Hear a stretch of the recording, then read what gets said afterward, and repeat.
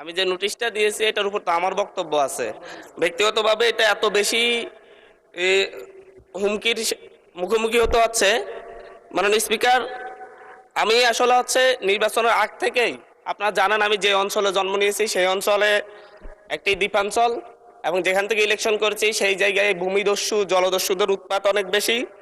এটা ধারাবাহিকভাবে গত পরশু আমি হাতিয়া থেকে আসার সময়ও প্রশাসনিকভাবে এবং বিভিন্ন মারফতে জানতে পেরেছি। আমি যে ফেরিতে করে আসতেছিলাম আমার উপর আক্রমণের জন্য ডাকাত দল প্রস্তুতি নিয়েছিল, তারপরে প্রশাসনের সহযোগিতা আমি সেখান থেকে এসেছি। এর আগেও আমি 2বার আক্রমণের শিকার হয়েছি, নির্বাচনের সময় 3বার আক্রমণের শিকার হয়েছি। আমার পক্ষে যারাই কোনো কথা বলে, এমনকি মসজিদে আমার জন্য দোয়া করেছে, সেই মসজিদের ইমামকে মসজিদের ভিতর থেকে বের করে এনে প্রচণ্ডভাবে তার উপর হামলা করা হয়েছে, এবং তাকে আজকে প্রায় 1.5 মাস ধরে তাকে চিকিৎসা নিতে হচ্ছে।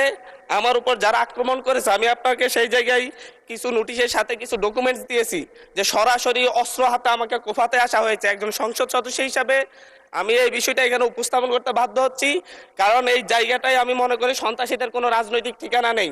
প্রতিনিয়ত বিভিন্ন একটি রাজনৈতিক দলের পদধারী এবং বিভিন্ন ক্ষেত্রে পূর্বের ফ্যাসিবাদী লোকজন তারা সরাসরি ফেসবুকে থেকে একটি রাজনৈতিক সংগঠনের এখনকার শেল্টারে থেকে ফেসবুকে ভিডিও আকারে আপনারা যদি তদন্ত দেন, তদন্তে আমরা রিপোর্ট পেশ করব, ভিডিও দিব, এবং প্রত্যেকটা রেকর্ড আমাদের কাছে আছে যে তারা কিভাবে আমাকে হত্যার হুমকি দিচ্ছে, এলাকায় ঢুকতে না দেওয়ার হুমকি দিচ্ছে। আমি তো আমার যেই এলাকা যেখান থেকে আমি নির্বাচন করছি সেই এলাকায় আমাকে নিরাপদে যাওয়ার ব্যবস্থা করতে হবে, নিরাপদে আমাকে থাকার ব্যবস্থা করতে হবে, আমার সাথে যারা নেতাকর্মীরা চলাচল করবে তাদের নিরাপত্তা দিতে হবে। এটা একজন বিশেষ অধিকারের ব্যাপারে, এটা বিশ্বব্যাপী একজন সংসদ সদস্যের বিশেষ নিরাপত্তা বিধান করা রাষ্ট্রের দায়িত্ব, সরকারের দায়িত্ব। অথচ আমার উপর সরাসরি ভিডিওতে এবং সংবাদ মাধ্যমে প্রকাশিত সরাসরি অস্ত্র হাতে আমাকে কোপাতে আসা ব্যক্তিও এখন যখন আবার আমার নেতাকর্মীদেরকে হুমকি দিচ্ছে, তাহলে তো আমি অবশ্যই নিরাপত্তাহীনতায় ভুগবো।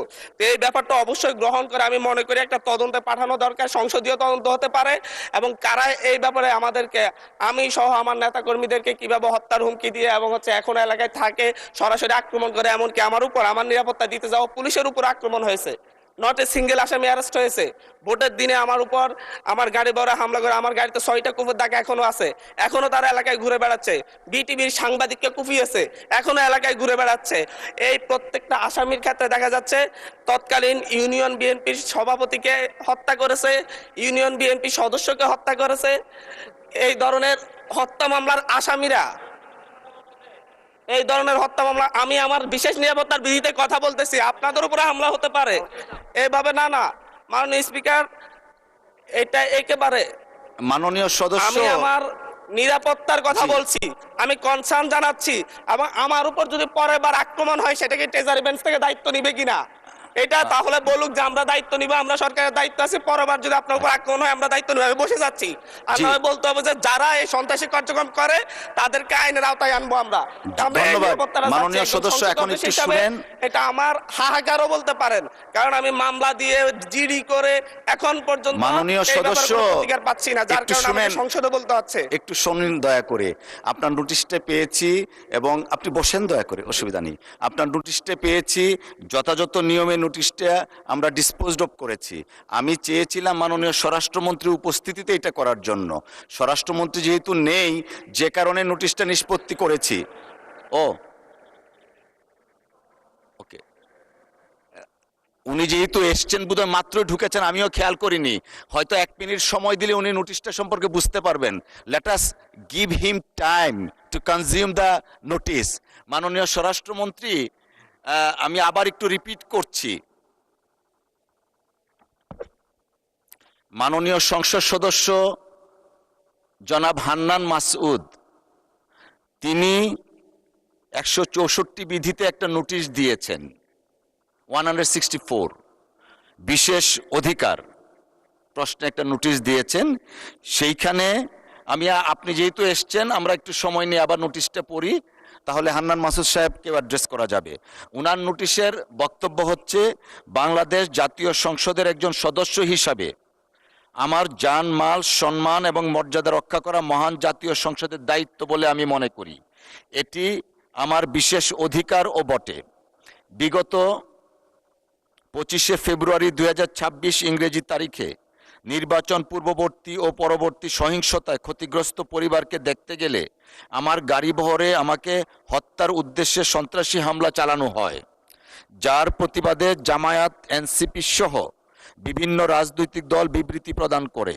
এছাড়াও 29শে মার্চ 2026 তারিখে মহান সংসদে বক্তব্যের প্রেক্ষিতে আমার বিরুদ্ধে অত্যন্ত অশালীন, মানহানিকর, নিন্দনীয় গর্হিত স্লোগান ও বক্তব্য দেয়া হয়, যা আমার বাক স্বাধীনতা হরণের শামিল বলে আমি মনে করি। অনলাইনে বারবার আমাকে হত্যার হুমকি দেয়া হচ্ছে। এটা হলো ওনার নোটিশ। আমাদের বক্তব্যটা এমন, মাননীয় সদস্যের উত্থাপিত বিষয়টি অত্যন্ত দুঃখজনক। কোনো সংসদ সদস্যের উপর বা যে কোনো ব্যক্তির উপর এরূপ হামলা অনাকাঙ্ক্ষিত, তবে বিষয়টি সাম্প্রতিক কোনো নির্দিষ্ট বিষয়ের মধ্যে সীমাবদ্ধ নয়। এছাড়াও মাননীয় সদস্যের বিরুদ্ধে কে বা কারা এই ধরনের বক্তব্য দিয়েছেন তা নোটিশে স্পষ্ট নয়। তবুও আমি মাননীয় সদস্যের উত্থাপিত অভিযোগের বিষয়ে অত্যন্ত সহানুভূতিশীল, কিন্তু কার্যপ্রণালী বিধি 165 উপবিধি 2 এবং 165 উপবিধি 4 অনুযায়ী বিধিগত সীমাবদ্ধতার কারণে নোটিশটি গ্রহণ করতে পারছি না বলে আন্তরিকভাবে দুঃখিত। তবে আমি মাননীয় সদস্য জনাব আব্দুল হান্নান মাসুদের নোটিশে উত্থাপিত বিষয়ে কার্যকর আইনানুগ ব্যবস্থা গ্রহণের জন্য মাননীয় স্বরাষ্ট্রমন্ত্রীকে অনুরোধ জানাচ্ছি। ধন্যবাদ। মাননীয় স্বরাষ্ট্রমন্ত্রী, মাইকটা দিবেন প্লিজ। মাননীয় স্পিকার, আপনাকে ধন্যবাদ। মাননীয় সদস্য যথাযথভাবেই বিধি মোতাবেক তার নোটিশটি প্রদান করেছেন বলে আমার বিশ্বাস, এবং বিধি মোতাবেক আপনি সেটা নিষ্পত্তি করেছেন, আপনার সিদ্ধান্ত জানিয়েছেন। এরপরেও তার নোটিশটি আপনি দ্বিতীয়বারের মতো আবার পড়ে শুনিয়েছেন, আপনাকে অসংখ্য ধন্যবাদ। এবং মাননীয় সদস্য, আমি তখন আমার সংসদ রুমেই ছিলাম, উনি যখন স্টার্ট করেছেন আমি শুনেছি কিছু, বাকিটা এখানে এসে শুনলাম। এটা অত্যন্ত দুঃখজনক যদি ঘটনাটা সত্য হয়ে থাকে। তো এই বিষয়ে আমি এখনও অনুরোধ করব, মাননীয় সংসদ সদস্য কোনো যদি জিডি অথবা মামলা সংশ্লিষ্ট থানায় না করে থাকেন, এখনও তিনি ইচ্ছা করলে সেই বিষয়ে ওনার অভিযোগ সংশ্লিষ্ট থানায় দায়ের করতে পারেন, এবং সেই বিষয়ে আমরা আইনানুগ ব্যবস্থা নেব। আর বিশেষ অধিকার প্রশ্ন উত্থাপনের বিষয়টি যেহেতু আপনি নিষ্পত্তি করে দিয়েছেন, এর বাইরে এই মুহূর্তে আমার তেমন কিছু বলার নেই। তবে আমি আশ্বস্ত করতে চাই, শুধু মাননীয় সংসদ সদস্য যিনি উত্থাপন করেছেন তার বিষয়ে নয়, যে কোনো মাননীয় সংসদ সদস্য এই হাউজের যদি সেই রকম কোনো পরিস্থিতির শিকার হন, তাহলে যেন বিষয়টি স্বরাষ্ট্র মন্ত্রণালয়ের নজরে তাৎক্ষণিকভাবে আনেন, অথবা নিকটস্থ থানায় সেই বিষয়ে অভিযোগ দাখিল করেন।